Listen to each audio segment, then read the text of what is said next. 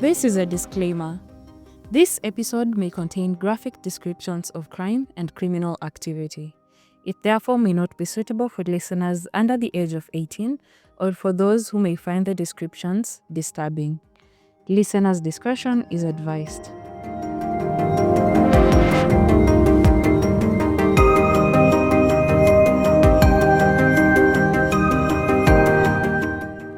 Hello and welcome to another episode of Krime KE podcast. My good name is Ajuma and I am very grateful that you found time to listen in today. In this episode, we will discuss the 2022 murder of Sheila Lumumba. Sheila was a non-binary lesbian and they preferred the pronouns they and them. So if you've been here since episode 1, then you know that the one thing that I confused most of the time on this podcast is the pronouns. And it is never intentional. Sometimes I find out when I'm already editing the episode. And I'm sorry. Now, to respect Sheila Lumumba, I will use their preferred pronouns throughout this episode and I will try as much as possible not to slip up. I remember Sheila Lumumba's murder drew a lot of international attention at the time. And there was a lot of public outrage because from the onset, people on social media say that it was a hate crime against the LGBTQ plus community. And now, without further ado, let us get into today's episode. And please stick around until the end of this episode to find out how you can support this podcast.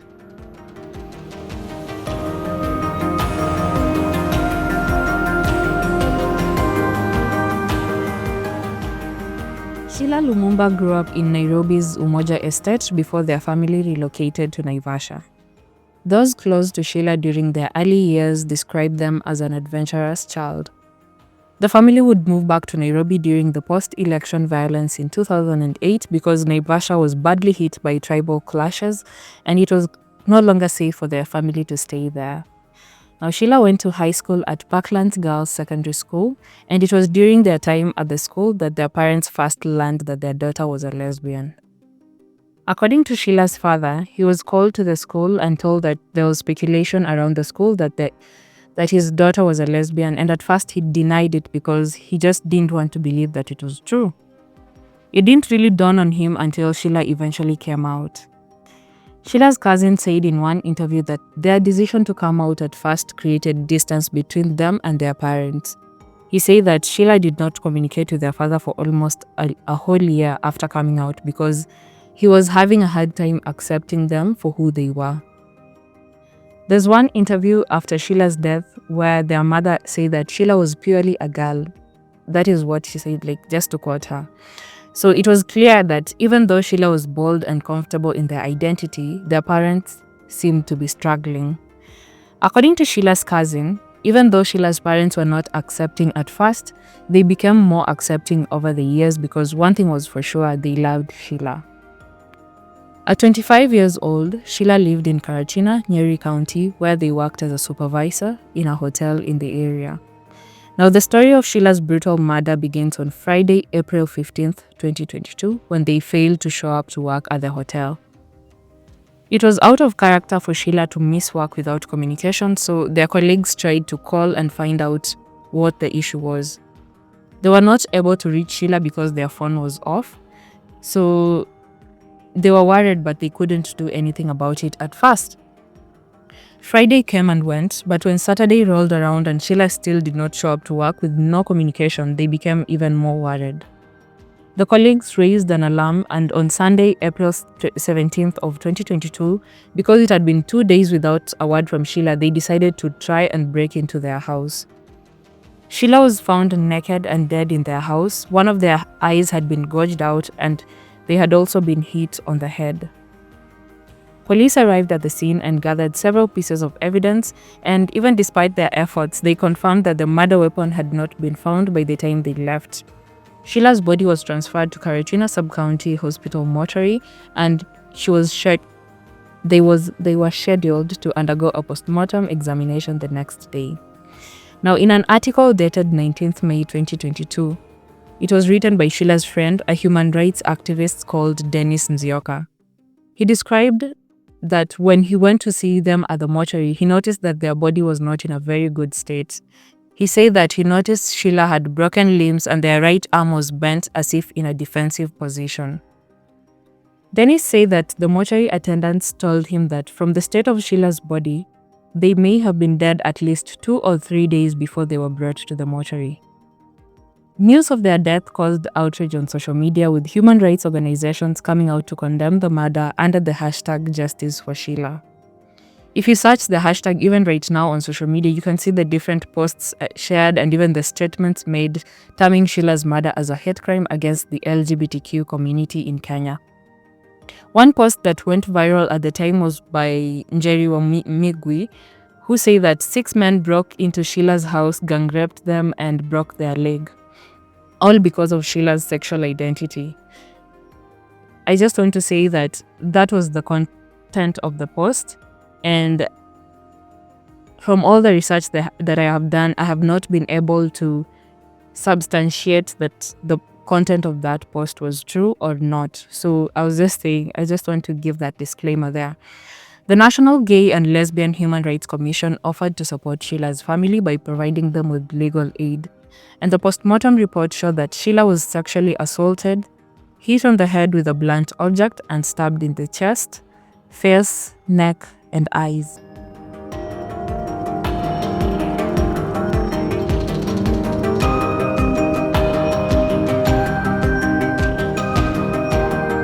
Let us get into the investigation into Sheila's murder. At the beginning of the case, Sheila's family accused the police of slacking at their job several times. The family say that they were forced to start their own investigation, which actually led to the discovery of the alleged murder weapon and important CCTV footage of the last moments of Sheila's life. On Wednesday, 21st April of 2022, as their family was packing Sheila's stuff from their apartment, they discovered a bloodied knife hidden among their clothes. They handed the knife over to the police as they figured it could be the possible murder weapon that was not found in the first crime scene analysis. One of the most crucial pieces of evidence uncovered was CCTV footage dated April 14th of 2022. This recording would later be recognized as the last non-visual documentation of Sheila. What am I saying? This recording would later be recognized as the last non-visual documentation of Sheila before they were found dead 3 days later. The footage showed Sheila in the company of 3 men leaving a bar late at night. One of the men in the footage was identified as Billington Wamboi Mwadhi, and he would become the main suspect in Sheila's murder. Police recovered other CCTV footage which showed Billington visiting Sheila's place on several occasions, including the day they were murdered, so they started a manhunt to arrest him. He went into hiding and evaded police for a very long time before police from Madeira arrested him on the 19th of July 2022. Now, apart from Billington, police also arrested a woman who they said was found selling items belonging to Sheila, but as far as my research goes, she was never charged with anything. Billington was arraigned at a law court in Karatina on 21st July of 2022. He was charged with aggravated assault and murder. That was more than 90 days after Sheila was murdered. He underwent a court-mandated mental evaluation on the 17th of August of 2022, which actually deemed him fit to take a plea in the case. On the next day, on August 18th of that same year, Billington entered a plea of not guilty to the charge of Sheila's murder. He was remanded at Kingongo Maximum Prison in Nyeri pending trial as the prosecution strongly opposed the granting of bail or bond. The prosecution say that apart from him being a repeat offender, he was a flight risk, and he also posed a risk to the witnesses in the trial. The case dragged into the year 2023, with Billington in remand and Sheila's family still waiting for justice. On February 20th, the defense say that they were not ready to continue with the case, so they wanted to be given time to write to the Office of the Director of Public Prosecutions.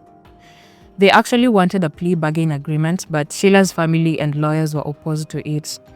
The case continued in May when the defense eventually entered the plea agreement on the 10th.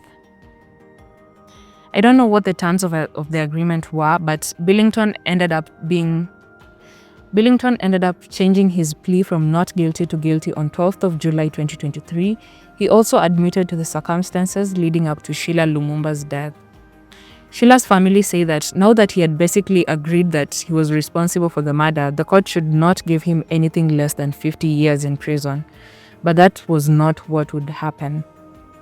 The Nyeri High Court sentenced Billington Mwadhi to 30 years in prison on 19th December of 2023.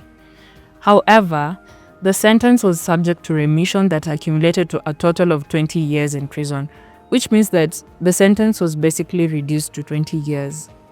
The judgment was not well received, especially by the human rights organizations who had rallied for justice in this case. Here's an excerpt of a joint statement by the organizations after the ruling. They said, Sheila Lumumba's murder on April 17, 2022 represented not only a heinous act of violence against an individual, but also an attack on the dignity and safety of the LGBTQI+ community. The leniency of this sentence sends a disconcerting message regarding the value placed on the lives of LGBTQI+ individuals in our society. This statement basically said that the sentence was too lenient for the crime, and it shows disregard for the lives of those of the LGBTQ community. Sheila was buried on 30th April 2022 at her parents' home in Gem in Siaya County. To the people close to her, she was actually called Leila. Sheila was eulogized as an adventurous person who had big dreams of being able to work and support their families. Dennis Nzioka described Sheila as a reserved and quiet person. He said that they were jovial and fun to be around, especially if you really got to know them. Now, according to Dennis, what Sheila really wanted was to be who she really was and to be more open about their sexual identity and to be accepted for who they were, but their life was snatched away too early.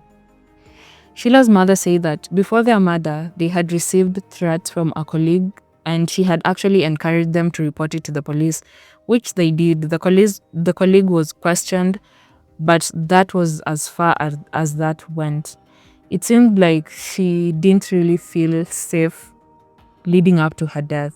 Well, I hope that Sheila's soul rests in perfect peace. The statement by the LGBTQ organizations, the human rights organizations that rallied for their justice, alluded to the fact that they might appeal the case. As far as I know, there has not been an appeal brought to court. If they will appeal, I will update you. But for now, I hope that Sheila's soul rests in perfect peace.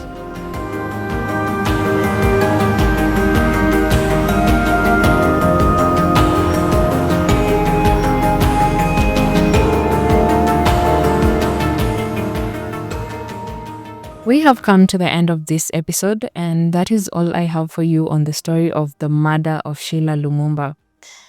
The most heartbreaking thing about their story is that they had so much hope for the future and they were really looking forward to life.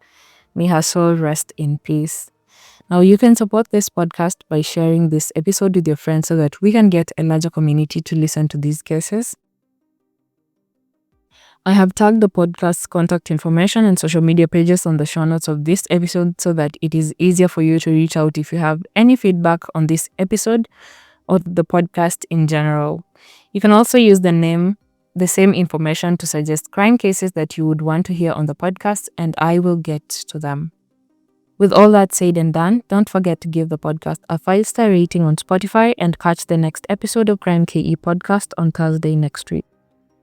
But until then, stay safe and remember, it is crime with a K.